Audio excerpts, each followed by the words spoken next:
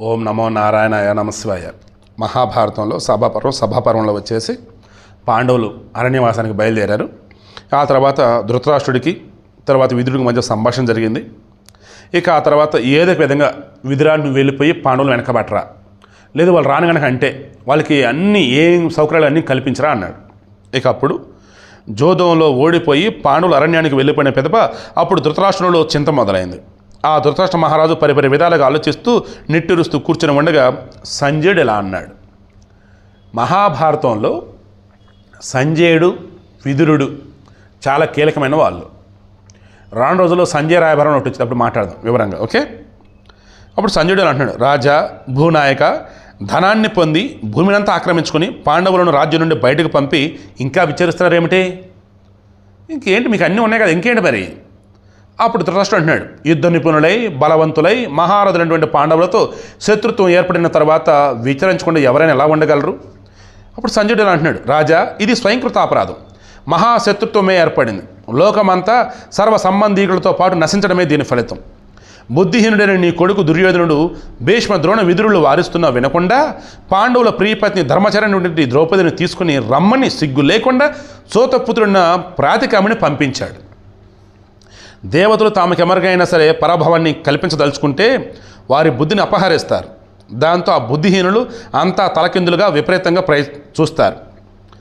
వినాశకాలం దాపురించినప్పుడు బుద్ధి కలుషితమై అవినీతి కూడా నీతిలా కనిపిస్తూ మనసు నుండి దూరం కాదు. అనర్థాలు సార్థకాలు అనిపిస్తాయి, అర్థాలు అనర్థాలుగా తోస్తాయి. వినాశకాలంలో ఇది స్థితి. అటువంటి వాడికి తప్పక అదే నచ్చుతుంది. కాలం దండాన్ని ఎత్తి ఎవరి తలను నరకదు. అర్థాన్ని మనుషులచే విపరీతంగా దర్శింపచేయగలగటమే దాని బలం. అంటే డబ్బు అన్నట్టు ఒక రకం సంజయ రాయభారం అన్నది తర్వాత సంజయ నీతి అన్నట్టు ఇది చెప్పుకోవచ్చు.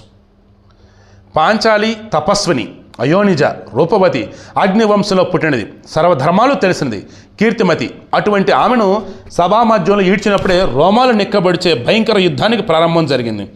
దొంగ జోదమాడే దుర్యోధనుడు తప్ప మరెవరు అటువంటి పని చేయరు. ఆ ద్రౌపది రజస్వల, అందమైనది, నెత్తుడి మరకలగలది, ఏకవస్త్రం. ఆమె సభామధ్యంలో పాండవులను చూచింది. వారు రాజ్యాన్ని విలువైన వస్త్రాలను సంపదలను తమను కూడా కోల్పోయి ఉన్నారు.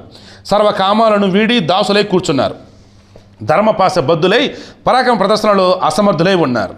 పాండవులను ఆ స్థితిలో చూచి ఆమె కోపించింది, దుఃఖించింది.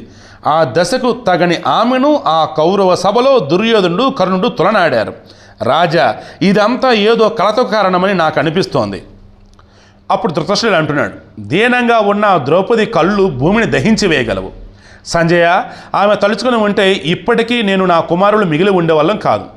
ధర్మిష్ట, రూప, యవ్వనవతి, పాండవుల ధర్మపత్ని అయినటువంటి ద్రౌపదిని సభాభవనంలోనికి రప్పించినప్పుడు గాంధారితో సహా భరత వంశ స్త్రీలందరూ పెద్దగా ఆక్రోశిస్తూ చేదరించుకున్నారు.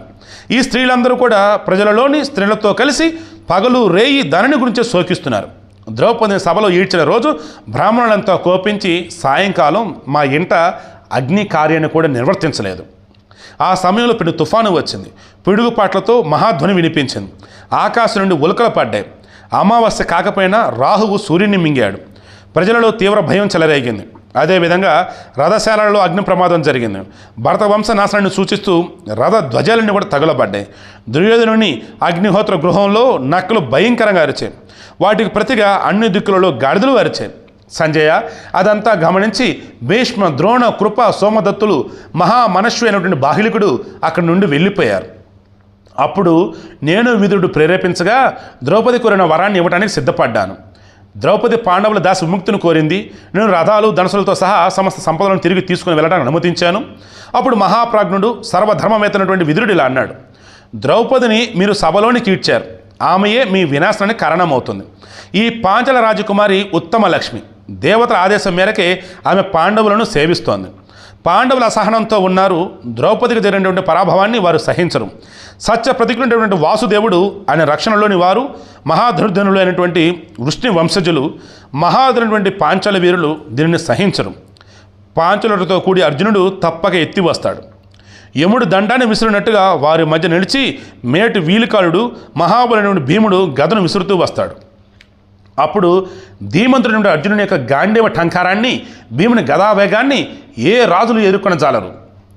కాబట్టి పాండవులతో మైత్రినే నేను ఎప్పుడు ఇష్టపడతాను, కానీ యుద్ధాన్ని కాదు. పాండవులు కౌరవుల కన్నా ఎప్పుడు బలవత్తరులని నేను అనుకుంటున్నాను. బల సంపన్నుడు కాంతిమంతుడు అయినటువంటి జరాసంధుని యుద్ధంలో భీముడు ఒక్క చేతి దెబ్బతో చంపివేశాడు కదా మరి.